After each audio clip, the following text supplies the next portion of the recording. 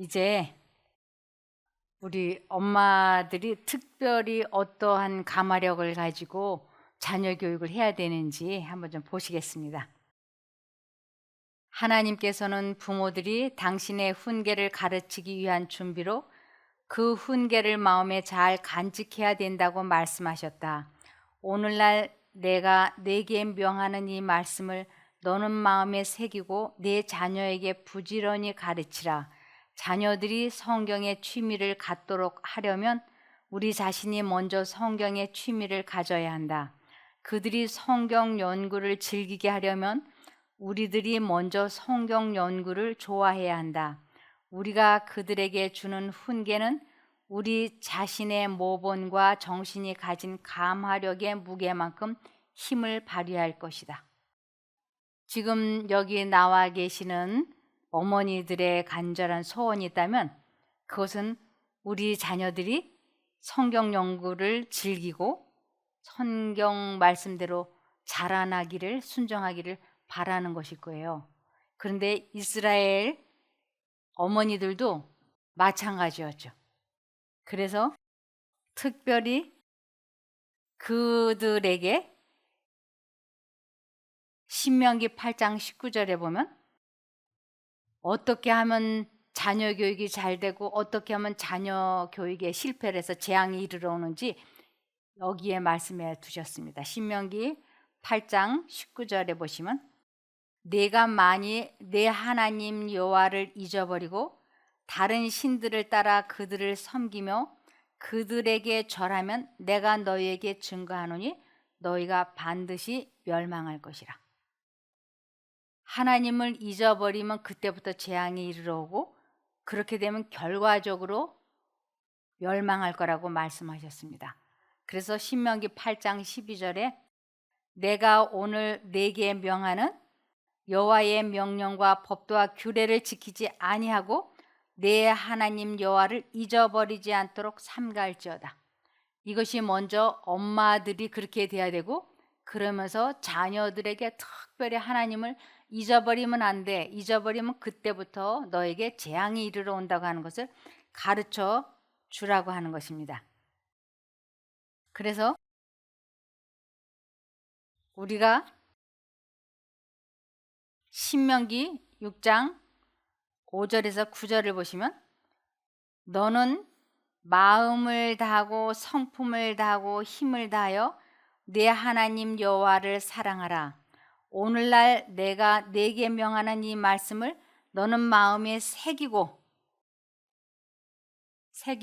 깊이 마음에 간직하고 내 자녀에게 부지런히 가르치며 집에 앉았을 때든지 길에 행할 때든지 누웠을 때든지 일어날 때든지 이 말씀을 강론할 것이며 이것은 말씀을 생활화해서 모본을 보여주고 말도 그렇게 하고 이런 여러 가지 뜻입니다. 너는 또 그것을 내 손목에 매어 기호를 삼으며 내 미간에 붙여 표를 삼고 또 내 집 문설주와 바깥문에 기록할지니라.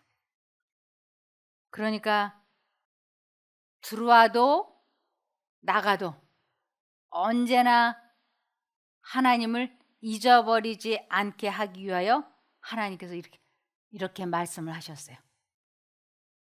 우리가 예수님을 사랑하는 양만큼 그분을 생각하며 의지하고 부릅니다. 사랑하는 양만큼.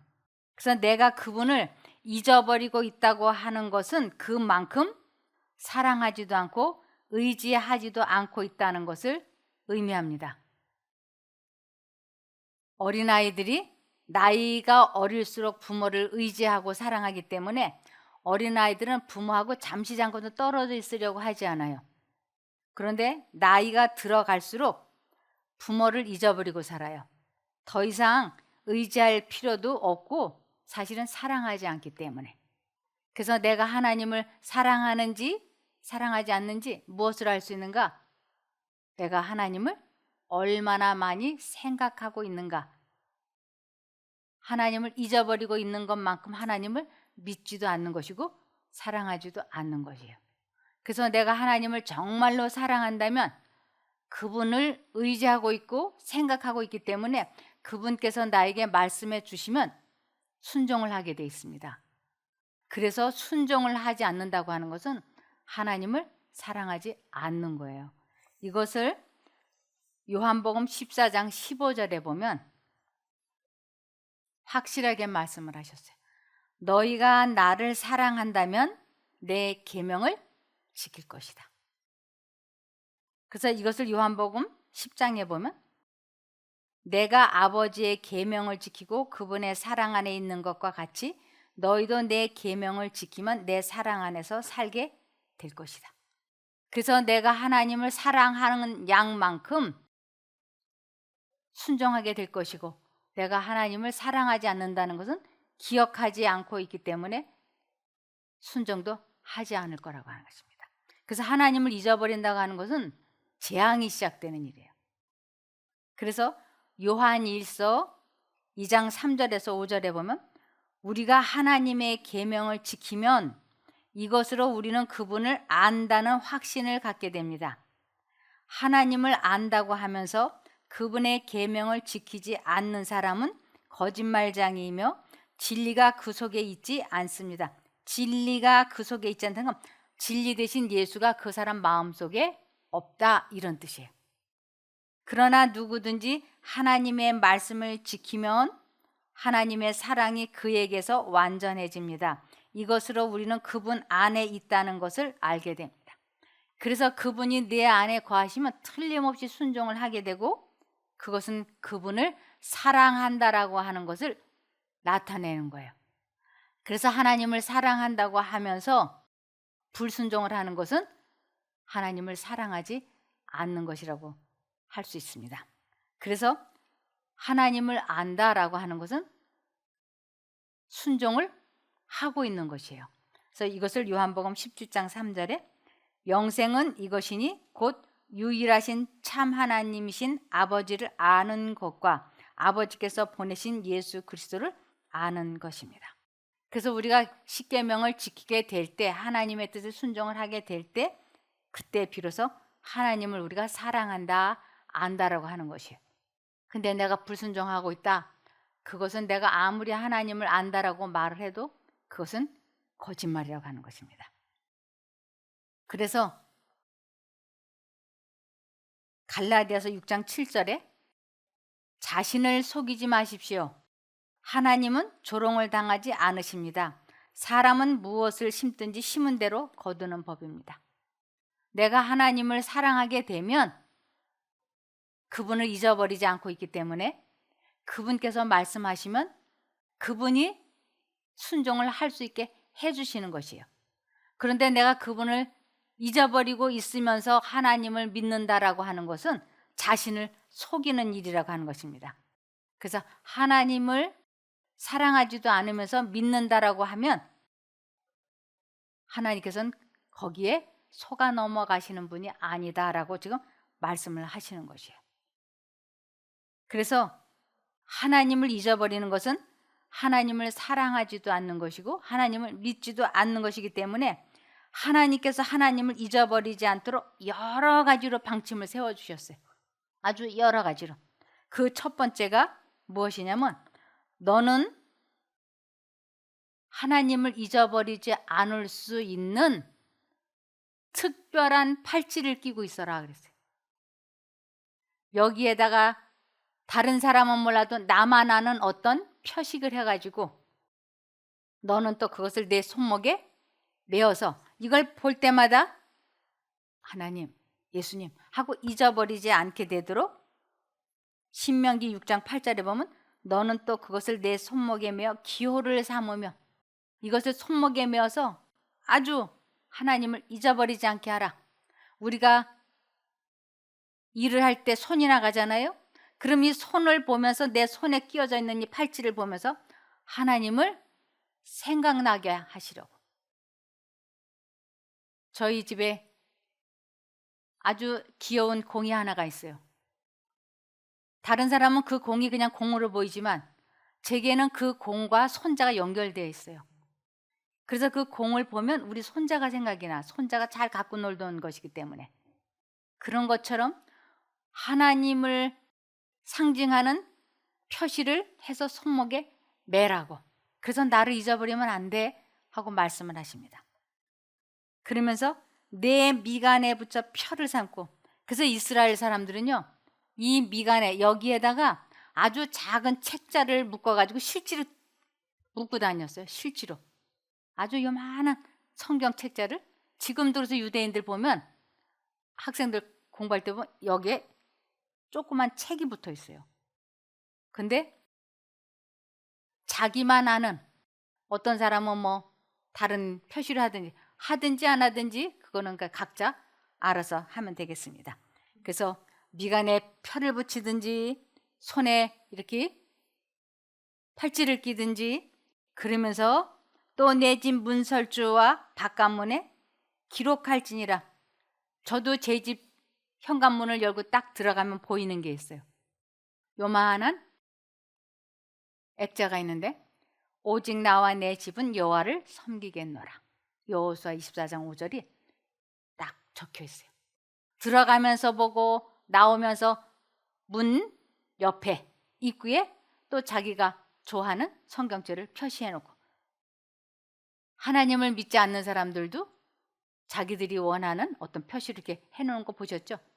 봄에 복이 많이 들어왔으면 좋겠다. 그런 사람들은 입춘대기래 갖고 딱 붙여 놓고. 그래서 하나님께서는 잠깐이라도 하나님을 잊어버리지 않기를 원하셨어요. 그 길만이 살 길이기 때문입니다.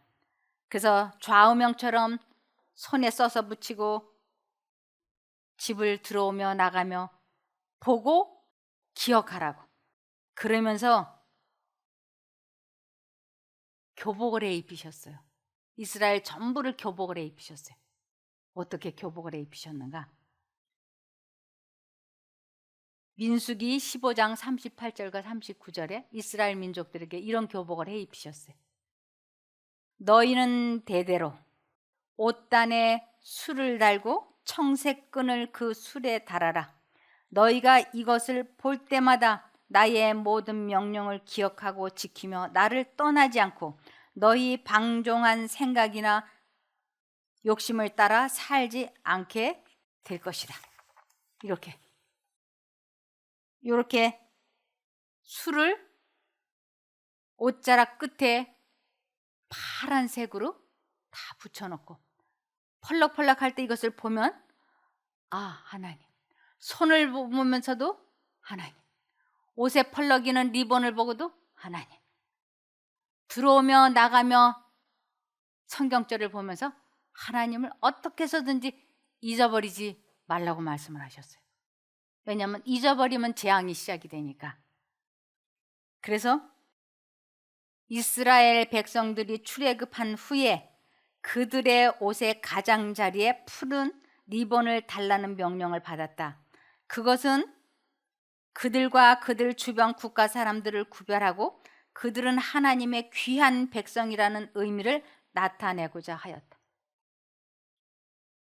자부심을 갖고, 제가 학교 다닐 땐 교복이 있었는데 지금도 입나 모르겠어요. 경기여고, 이화여고, 중앙여고 그 교복을 입을 때마다 아주 어깨들을 펴고 얼마나 당당하게 했는지. 그리고 초등학교 때도 리라 초등학교면 노란 교복을 입으면 아주 좋아했어요. 여기에 그들은 하나님의 귀한 백성이라는 의미를 나타내고자 하시려고 하나님께서는 그들의 옷자락에 푸른 리본, 푸른 소를 달아서 하나님 잊지 마라 하고 말씀하셨어요. 그런데 지금은 그렇게 할 수가 없잖아요. 우리 시대에. 어떻게 하라고 말씀하셨냐면, 오늘날 하나님의 백성들은 옷의 가장자리에 특별한 표를 하라는 요구는 받고 있지는 않지만, 신약 성경에서 우리는 자주 고대 이스라엘의 예를 언급해 놓은 것을 대하게 된다.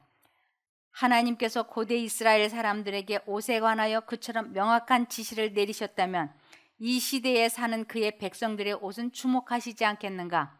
그들의 옷과 세상 사람들의 옷에 구별이 있어야 하지 않겠는가? 하나님의 귀중한 보화인 하나님의 백성들이 옷 입는 것까지도 하나님을 영광되게 하려고 해야 하지 않겠는가? 의복 문제에 있어서 그들의 모범이 되어야 하지 않겠는가? 그들의 검소한 의복으로 교만과 허영 그리고 세상의 낭비를 또 쾌락 사랑하기를 즐기는 말로만 믿는다고 하는 사람들을 책망해야 하지 않겠는가? 하나님은 그의 백성들에게 이것을 요구하신다. 교만은 그분의 말씀에서 책망을 받는다. 그래서 오늘날도 옷 입는 것을 이렇게 하라고 말씀하셨어요. 디모데전서 2장 9절에서 10절입니다. 여자들도 머리를 지나치게 꾸미거나 귀금속과 비싼 옷으로 단장하지 말고 정숙하고 단정한 몸가짐을 하십시오. 하나님을 섬기는 여자는 마땅히 선한 행실로 자기를 꾸며야 합니다. 그래서 여자들의 옷차림이 단정하고 아담하고 고상하게 하라고 말씀을 하셨습니다. 그러면서 이스라엘 사람들의 이 머리 모양은 어떻게 해야 하고 얼굴은 어떻게 해야 하고 하는 것이 다 나와 있어요. 여기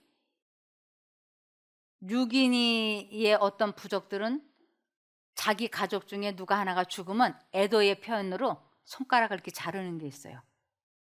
그런데 하나님께서는 이 성경을 몇천 년 전에 썼잖아요. 이 성경을 쓰기 그 몇천 년 전에 그렇게 하면 안 돼 라고 말씀을 하셨어요. 여기 보시면 이렇습니다.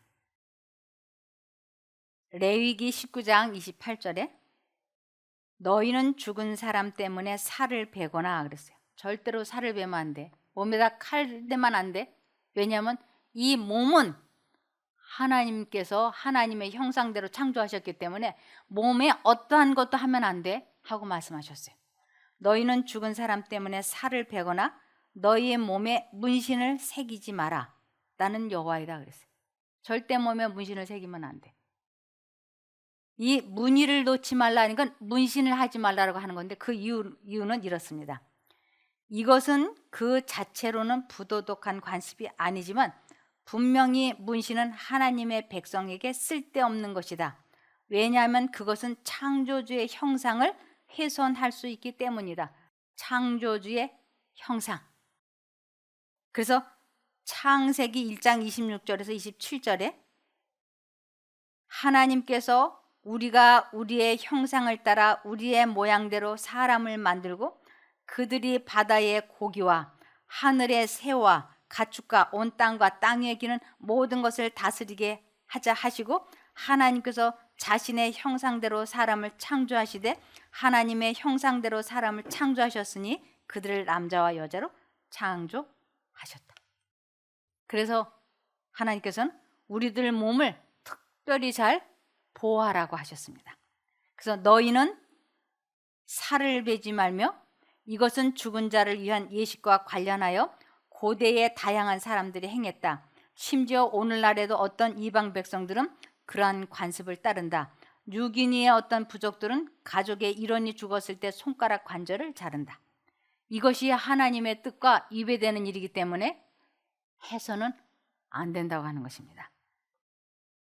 그러면서 이 머리 모양은 어떻게 해야 될까요? 머리 모양도 하나님께서는 지시하셨어요. 레위기 21장 5절과 6절에 보면 제사장은 머리털을 깎아 대머리같이 하거나 그래서 이 머리를 삭발을 하지 말라고요. 그래서 제사장은 머리털을 깎아 대머리같이 하거나 구렛나룻을 밀거나 제 몸에 칼자국을 내서는 안 된다. 그들은 하나님께 거룩하게 구별된 사람들이니 그들이 섬기는 하나님의 이름을 욕되게 해서는 안 된다. 하나님의 이름을 욕되게 한다는 것은 하나님의 형상을 품성을 잘못 나타낼 수 있다고 하는 것입니다. 그들은 주에게 제물을 살라 바치는 이들 곧 하나님께 음식을 바치는 이들이기 때문에 그들은 거룩하여야 한다. 하나님의 제사장들은 이 머리를 밀거나 이렇게 구렛나룻을 밀지 못하게 돼 있어요. 그런데 불교 신자들 봤어요? 중들 싹 밀어버리죠. 저는 이게 얼마나 대조적인지. 기가 막히게 대조되죠. 그러면서 하나님께서는 우리들에게 너는 마음을 다하고 뜻을 다하고 힘을 다하여 주 너의 하나님을 사랑하라고. 그리고 하나님을 절대로 잊어버리지 말라고. 제가 어린아이들을 보니까 문신 같은 이렇게 타투라는 건 나도 아는데 실제적인 거는 아닌데 그림을 이렇게 그리다가 비누칠하면 지워지는 거, 그걸 아이들한테 이렇게 해주더라고요. 그런데 거기 조금 더 하고 싶은 욕망이 있으면 그때부터 실제로 문신을 하기를 원해요. 그러니까 그런 놀이, 장난 안 하는 게 참 바람직합니다. 그래서 먼저 이러한 하나님의 뜻을 부모가 잘 알고 우리 아이들을 교육을 해야지, 이러한 것을 부모가 모르고 아이들이 몸에 문신을 하기를 원한다든지 머리를 희한하게 자르고 싶기를 원한다든지 할 때 그것이 하나님을 잊어버리게 할 수 있는 것이라는 거, 옷차림이라든지 이런 것을 좀 알게 해줬으면 좋겠다라는 생각이 들어서 오늘 이 말씀을 준비해 보았습니다. 또 한 주일도 또 승리하시는 시간 갖기를 바라며 기도하고 마치겠습니다. 하늘에 계신 아버지 하나님, 저희들이 주님을 잊어버리지 않게 하시려고 이렇게 여러 가지 모양으로, 여러 가지 표상으로 기록해 주신 것 감사드립니다. 이제 이렇게 배운 것을 실제적으로 저희가 한번 실천에 옮겨보고 경험해보고 나타내 보려고 합니다. 주님께서 저희들을 도와주시옵소서. 혹여라도 저희가 주님을 잊어버리고 있다면 그때그때마다 깨우쳐 주시고 이렇게 배운 말씀들이 생각나고 기억나게 하여 주시기를 예수님 이름으로 간구드리옵나이다. 아멘.